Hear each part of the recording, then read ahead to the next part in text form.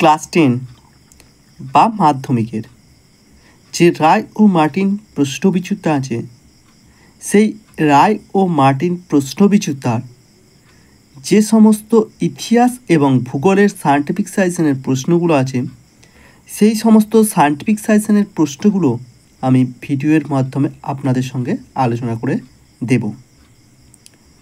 তো আজকে আমি যেটা আলোচনা করব সেটা কি না, অষ্টম অধ্যায় উত্তর ঔপনিবেশিক ভারত 20 শতকের দ্বিতীয় পর্ব।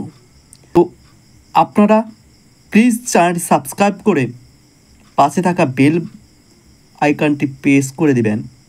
ভিডিও আপলোড করা মাত্রই আপনাদের কাছে নোটিফিকেশনটি পৌঁছে যাবে এবং আপনারা সবার প্রথমে ভিডিওগুলো দেখতে পাবেন। তো প্লিজ ভালো লাগলে লাইক এবং বন্ধুদের সাথে অবশ্যই শেয়ার করে নেবেন এবং কমেন্টের মধ্যে জানাবেন কেমন লাগলো। ইতিহাসের যে সায়েন্টিফিক সাজেশনের প্রশ্নগুলো আছে, প্রথম থেকে সপ্তম অধ্যায় পর্যন্ত দেওয়া হয়ে গেছে। আজকে আমি আপনাদের সাথে আলোচনা করতে চলেছি অষ্টম অধ্যায় উত্তর উপনিবেশিক ভারত 20 শতকের দ্বিতীয় পর্ব। আপনারা দেখতেই পাচ্ছেন, এই যে সঠিক উত্তরটি নির্বাচন করুন। এই প্রশ্নের উত্তরগুলো শেষের দিকে দেওয়া আছে, আপনারা নিজেরাই করে নিতে পারবেন। এই যে দেখতে পাচ্ছেন, অতি সংক্ষিপ্ত উত্তরধর্মী প্রশ্ন। তো এইগুলো আমি আপনাদের সাথে আলোচনা করে দেব। সত্য মিথ্যা তাছাড়াও ব্যাখ্যা আমি সমস্ত প্রশ্নে আলোচনা করে দেব। প্রথমে যাদের বই নেই সেই জন্যই আমি প্রশ্নগুলো আগে প্রথমে দেখিয়ে দিচ্ছি, দেখুন, তারপরে আমি আলোচনা করব।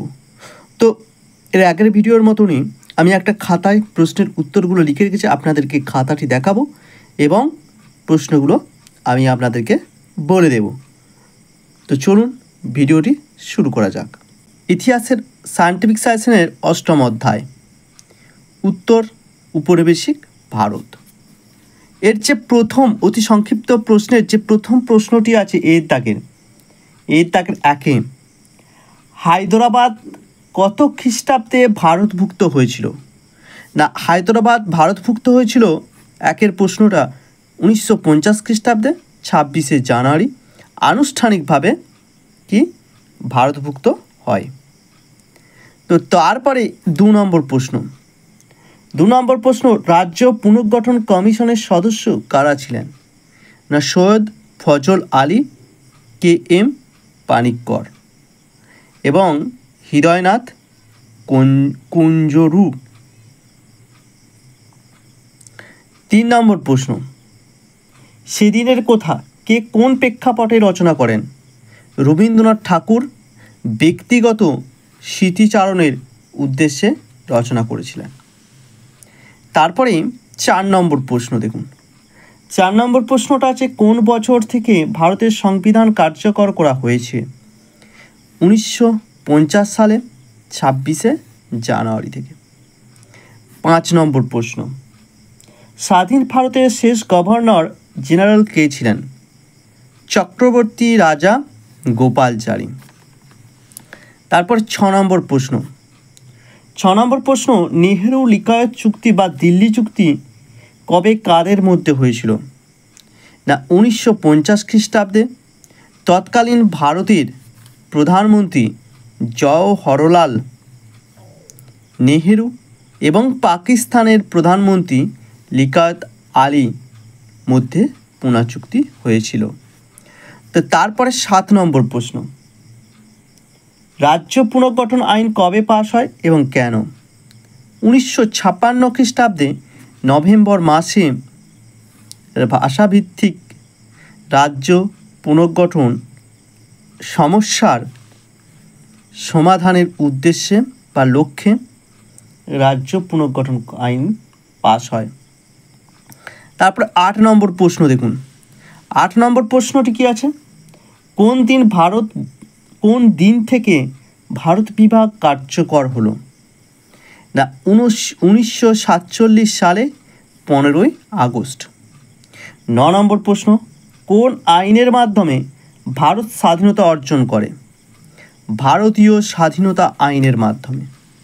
তারপর 10 নম্বর প্রশ্ন কি আছে, বর্তমান ভারতের অঙ্গরাজ্যের সংখ্যা কটি? 28টি। 11 নম্বর প্রশ্ন, স্বাধীন ভারতের প্রথম রাষ্ট্রপতি কে ছিলেন? ডক্টর রাজেন্দ্র প্রসাদ। তারপরে 12 নম্বর প্রশ্ন, স্বাধীন ভারতের প্রথম গভর্নর জেনারেল কে ছিলেন? Lord Mountbatten. 13 নম্বর প্রশ্ন, স্বাধীন ভারতের প্রথম প্রধানমন্ত্রী কে ছিলেন? জওহরলাল নেহেরু। 14 নম্বর প্রশ্ন, কে গণপরিষদের প্রথম সভাপতি নির্বাচিত হয়েছিলেন? ডক্টর রাজেন্দ্র প্রসাদ। 15 নম্বর প্রশ্ন কি না, কোন বছর পৃথক রাজ্যরূপে মহারাষ্ট্র গুজরাট আত্মপ্রকাশ করে? 1960 খ্রিস্টাব্দে 1 মে। 16 নম্বর প্রশ্ন, কবে ভাষাভিত্তিক প্রদেশ কমিশন নিযুক্ত হয়? না, 1948 খ্রিস্টাব্দে। 17 নম্বর প্রশ্ন, ছেড়ে আসা গ্রাম কোন ধরনের সাহিত্য? স্মৃতিকথামূলক সাহিত্য। 18 নম্বর প্রশ্ন, কার নেতৃত্বে ভাষাভিত্তিক প্রদেশ কমিশন গড়ে ওঠে? বিচারপতি এস.কে. দয়ের নেতৃত্বে। তারপর 19 নম্বর প্রশ্ন, কবে কাদের নিয়ে জেভিপি কমিটি গঠিত হয়? 1948 খ্রিস্টাব্দে জওহরলাল নেহেরু, বল্লভভাই প্যাটেল ও পট্টভি সীতারামাইয়াকে নিয়ে গঠিত হয়। 20 নম্বর প্রশ্ন, কাকে এবং কেন উদ্বাস্তুদের বন্ধু বলা হয়? হিরণ্ময় বন্দ্যোপাধ্যায়কে উদ্বাস্তুদের বন্ধু বলা হয়। 21 নম্বর প্রশ্ন, স্বাধীন ভারতের প্রথম স্বরাষ্ট্রমন্ত্রী ও আইনমন্ত্রীর নাম কি? না, স্বরাষ্ট্রমন্ত্রী হলো বল্লভভাই প্যাটেল এবং আইনমন্ত্রী ছিলেন ডক্টর বি.আর. আম্বেদকর। তারপরে 22 নম্বর প্রশ্ন, 22 নম্বর প্রশ্ন আছে, পেপসু কোন কোন অঞ্চল নিয়ে গঠিত হয়? পেপসু গঠিত হয় পাঞ্জাব, হরিয়ানা, হিমাচল প্রদেশ নিয়ে গঠিত হয়। তারপর 23 নম্বর প্রশ্ন, 23 নম্বর প্রশ্ন, কার নেতৃত্বে কত সালে ভারতীয় সেনাবাহিনী গোয়া দখল করে? না, জি.এন. চৌধুরীর নেতৃত্বে। 24 নম্বর প্রশ্ন, ভারতীয় আইন 24 নম্বর প্রশ্ন, ভারতের স্বাধীনতা আইন এ দেশীয় রাজ্যগুলির সামনে যে দুটি বিকল্প রাখা হয় সেগুলি কি কি? একটা হচ্ছে 1 নম্বর হচ্ছে স্বাধীন অস্তিত্ব বজায় রাখা, 2 নম্বর ভারত বা পাকিস্তানের মধ্যে যে কোনো একটি রাষ্ট্রে যোগ দেয়া। তারপর 25 নম্বর প্রশ্ন, 25 নম্বর প্রশ্নটি কী আছে না, দিল্লি চুক্তির প্রতিবাদে কারা মন্ত্রিসভা থেকে পদত্যাগ করেন? ডক্টর শ্যামাপ্রসাদ মুখোপাধ্যায় ও ক্ষিতীশচন্দ্র নিয়োগী। তারপরে 26 নম্বর প্রশ্ন, 26 নম্বর প্রশ্নটি, টেবাটেক সিং স্মৃতিকথার লেখককে? সাদাত হাসান মান্টোর। 27 নম্বর প্রশ্ন, কাকে ভারতের বিসমার্ক বলা হয়? সর্দার বল্লভভাই প্যাটেলকে। 28 নম্বর প্রশ্ন, কার আন্দোলনের ফলে অন্ধ্রপ্রদেশে পৃথক রাজ্যের মর্যাদা লাভ করে? পত্তি শ্রীরামালু। তারপর 29 নম্বর প্রশ্ন, কার নেতৃত্বে রাজ্য পুনর্গঠন কমিশন গঠিত হয়েছিল? জওহরলাল নেহেরুর নেতৃত্বে। তারপরে 30 নম্বর প্রশ্ন, ভারতের স্বাধীনতা আইন কি? না, ভারতের স্বাধীনতা হলো ব্রিটিশ উপনিবেশ ভারতকে স্বাধীনতা দেওয়ার জন্য 1947 খ্রিস্টাব্দে 4 জুলাই রাজকীয় সম্মতি লাভ করে। একে ভারতীয় স্বাধীনতা আইন বলে। 31 নম্বর প্রশ্ন, NEFA ও পেপসু এর পুরো কথাটি লেখো। NEFA এর পুরো কথাটি হলো নর্থ ইস্ট ফ্রন্টিয়ার এজেন্সি। আর পেপসু কথার অর্থ হলো Patiala and eastern Punjab state union.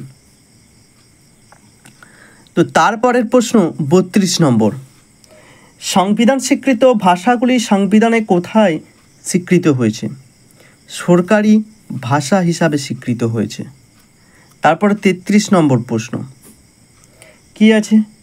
The marginal main গ্রন্থটি কি বিষয়ের ওপর রচিত? না উত্তর পূর্ব ভারতের বাঙালি উদ্বাস্তুদের অভিজ্ঞতা ও সংকট নিয়ে রচিত। 34 নম্বর প্রশ্ন, কবে কার নেতৃত্বে ভাষা কমিশন গঠিত হয়? 1948 খ্রিস্টাব্দে বিচারক এস.কে. দর এর নেতৃত্বে। 35 নম্বর প্রশ্ন, অপারেশন বিজয় কি? এই প্রশ্নের উত্তরটা আপনারা প্লিজ কমেন্টের মধ্যে জানাবেন। তারপর আছে 36 নম্বর প্রশ্ন কি? না কোন সময়কে পুনর্বাসনের যুগ বলা হয়? স্বাধীনতার পর প্রথম 5 বছরকে পুনর্বাসনের যুগ বলা হয়। তারপরে 37 নম্বর প্রশ্ন, রাজাকার বাহিনী কখন কোন রাজ্যে কার নির্দেশে গড়ে উঠেছিল? 1948 খ্রিস্টাব্দে হায়দরাবাদ রাজ্যে কাসিম বেজভি নির্দেশে। 38 নম্বর প্রশ্ন, ভারতের কোন কোন অংশ নিয়ে পাকিস্তান রাষ্ট্র গঠিত হয়? সিন্ধু, বালুচিস্তান, উত্তর পশ্চিম সীমান্ত প্রদেশ, পশ্চিম পাঞ্জাব, পূর্ব বাংলা ও অসমের শহরে নিয়ে গঠিত হয়। তারপর 39 নম্বর প্রশ্ন, ক শ্রেণীর 4টি রাজ্যের নাম লেখো। ক শ্রেণীর 4টি রাজ্য হলো পশ্চিমবঙ্গ, আসাম, বিহার, উড়িষ্যা। তারপর 40 নম্বর প্রশ্ন, 1964 সালে পর্যন্ত সংবিধান মোট কটি সরকারি ভাষা স্বীকৃত ছিল? 14টি। আর বর্তমানে 22টি ভাষা স্বীকৃত। 41 নম্বর প্রশ্ন, এপার গঙ্গা ওপার গঙ্গা দেশভাগের অশ্রুসিক্ত কাহিনী কার লেখা? জ্যোতির্ময়ী দেবীর লেখা। তারপর 42 নম্বর প্রশ্ন, পূর্ব পাকিস্তান থেকে আগত শরণার্থীরা কোন কোন রাজ্যে বসবাস করতে শুরু করেছিল? পশ্চিমবঙ্গ, উড়িষ্যা ও মধ্যপ্রদেশ সীমান্তে। তো এখনও যারা আমার চ্যানেলটি সাবস্ক্রাইব করেনি প্লিজ চ্যানেলটি সাবস্ক্রাইব করে নেবেন এবং ভালো লাগলে লাইক এবং বন্ধুদের সাথে অবশ্যই শেয়ার করে নেবেন। এরপরে আছে বিয়ের দাগে সত্য মিথ্যা নিরূপণ করো। এইগুলো আমি বইয়ের মধ্যে আপনাদের সঙ্গে আলোচনা করে দেব। তো প্রথম প্রশ্নটি কি আছে? দেশীয় রাজ্যগুলির অধিকাংশই ছিল গণতান্ত্রিক। এটা কি হবে? মিথ্যা হবে। 2 নম্বর, ভারতে দেশীয় রাজ্য দপ্তর গঠন করেন পি.ভি. মেনন। এটা সত্য। 3 নম্বর, 1948 খ্রিস্টাব্দে মুখার্জি কমিশন ভাষাভিত্তিক রাজ্য গঠনের দাবিকে নস্যাৎ করে দেন। এটা সত্য হবে। তারপর 4 নম্বর প্রশ্ন, জুনাগড় দখলকালে ভারতের সামরিক জেনারেল ছিলেন জয়ন্ত চৌধুরী। এটাও মিথ্যা হবে। 5 নম্বর, স্বাধীনতার সময় কাশ্মীরের রাজা ছিলেন হরি সিং। এটা শুদ্ধ বা সত্য। 6 নম্বর, ভাষাভিত্তিক প্রদেশ কমিশনের চেয়ারম্যান ছিলেন কে.এম. পানিক্কর। এটা মিথ্যা। 7 নম্বর, সরকারি ভাষা কমিশনের অন্যতম সদস্য ছিলেন সুনীতি কুমার চট্টোপাধ্যায়। এটা সত্য। 8 নম্বর, 1950 সালে ভারতের সংবিধান স্বীকৃত ভাষা ছিল 14টি। এটা সত্য। 9 নম্বর, দণ্ডকারণ্য পুনর্বাসন প্রকল্প উদ্বাস্তু সমস্যার সমাধানে নেওয়া হয়েছিল। এটা সত্য। 10 নম্বর, বাংলার চন্দ্রনগর ছিল পর্তুগিজ উপনিবেশিক। এটাও সত্য। 11 নম্বর, ইন্ডিয়া উইন্স ফ্রিডম গ্রন্থটির রচয়িতা হলেন জওহরলাল নেহেরু। এটা মিথ্যা। বিবৃতির সঙ্গে মানানসই ব্যাখ্যাটি নির্বাচন করো। তো প্রথম প্রশ্নটি কী আছে? কাশ্মীরের শাসক হরি সিং 1947 খ্রিস্টাব্দে 26শে অক্টোবর ভারত মুক্তির দলিলে স্বাক্ষর করতে বাধ্য হন। কেন? কারণ 2 নম্বর ব্যাখ্যাটা হবে পাকিস্তান সাহায্যপুষ্ট পাঠান বাহিনী কাশ্মীরে আক্রমণ করেছিল বলে। তারপর 2 নম্বর প্রশ্ন বিবৃতি, সর্দার বল্লভভাই প্যাটেল লৌহ মানব নামে পরিচিত ছিল। কেন? কারণ 1 নম্বর ব্যাখ্যাটা হবে সর্দার বল্লভভাই প্যাটেল দৃঢ় চরিত্রের মানুষ ছিলেন বলে। তারপর 3 নম্বর বিবৃতি, দেশীয় রাজ্যগুলির অন্তর্ভুক্তি ভারতের স্বার্থে প্রয়োজন ছিল। এটা কোন বিবৃতিটি হবে? না 3 নম্বর বিবৃতিটি হবে, কারণ ভারতকে ভৌগোলিক দিক দিয়ে নিরাপত্তা দান করার জন্য। 4 নম্বর বিবৃতি, বাংলার উদ্বাস্তু সমস্যা পাঞ্জাবের তুলনায় দীর্ঘস্থায়ী ও জটিল ছিল। এটা 3 নম্বর ব্যাখ্যাটা হবে, কারণ পূর্ব ভারতের উদ্বাস্তু সমস্যা সমাধানের ক্ষেত্রে কি না কেন্দ্রীয় সরকার অবহেলা করেছিল। 5 নম্বর বিবৃতিতে 1956 খ্রিস্টাব্দে ভাষাভিত্তিক রাজ্য পুনর্গঠন আইন পাশ হয়। 1 নম্বর ব্যাখ্যাটা হবে, কারণ মাতৃভাষার মাধ্যমে শিক্ষাদান এবং রাজ্যের রাজনৈতিক ও প্রশাসন পরিচালনার জন্য এই আইন পাশ হয়। 6 নম্বর বিবৃতি, ভারতের ইতিহাসে স্বাধীনতা প্রাপ্তির পরবর্তী 5 বছর পুনর্বাসনের যুগ নামে পরিচিত। এটা 1 নম্বর ব্যাখ্যাটা হবে, স্বাধীনতার পর প্রথম 5 বছর উদ্বাস্তু ও তান ও পুনর্বাসনের উপর জোর দেওয়া হয়। তারপর 7 নম্বর প্রশ্ন, পত্তি শ্রীরামালু অনশনে প্রাণত্যাগ করেন। 3 নম্বর ব্যাখ্যা হবে, তিনি মাদ্রাজে প্রেসিডেন্সি থেকে তেলেগু ভাষী পৃথক অন্ধ্রপ্রদেশের গঠনের দাবি তোলেন। তারপরে 8 নম্বর বিবৃতি, 1949 খ্রিস্টাব্দের জানুয়ারি মাসে জুনাগড় রাজ্যটি ভারতীয় ইউনিয়নের অন্তর্ভুক্ত হয়। এই প্রশ্নের 3 নম্বর ব্যাখ্যাটি হবে, কারণ জুনাগড় রাজ্যটির জনগণ গণভোটের মাধ্যমে ভারতীয় ইউনিয়নে যোগদানের সিদ্ধান্ত গ্রহণ করেন। তারপর 9 নম্বর বিবৃতি, 1948 খ্রিস্টাব্দে দার কমিশন ভাষাভিত্তিক রাজ্য গঠনের বিরোধিতা করেন। 3 নম্বর ব্যাখ্যাটি হবে, জাতীয় ঐক্য বিনষ্ট হতো।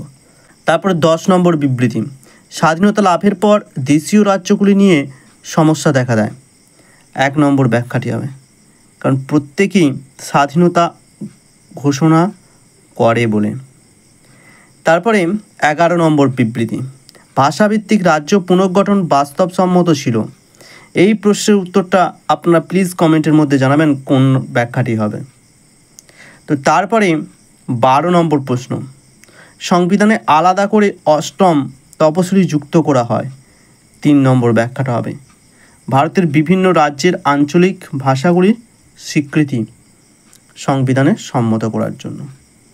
13 নম্বর প্রশ্ন, পাঞ্জাবের চেয়ে পশ্চিমবঙ্গে উদ্বাস্তু সমস্যা অনেক বেশি সংকটজনক ছিল।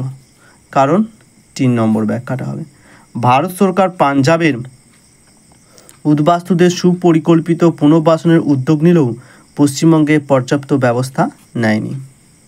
14 নম্বর প্রশ্ন, জওহরলাল নেহেরু কাশ্মীর সমস্যা নিয়ে পাকিস্তানের বিরুদ্ধে রাষ্ট্রপুঞ্জে অভিযোগ করেছিলেন। এটা 3 নম্বর ব্যাখ্যাটা হবে, লর্ড মাউন্টব্যাটেন জওহরলাল নেহেরুকে পরামর্শ দিয়েছিলেন। তো এখনও যারা আমার চ্যানেলটি সাবস্ক্রাইব করেননি প্লিজ চ্যানেলটি সাবস্ক্রাইব করে দেবেন। ভিডিওগুলো ভালো লাগলে অবশ্যই লাইক এবং বন্ধুদের সাথে শেয়ার করে দেবেন। ভিডিওটি দেখার জন্য অসংখ্য ধন্যবাদ। আপনাদের সাথে দেখা হচ্ছে আবার পরের ভিডিওতে।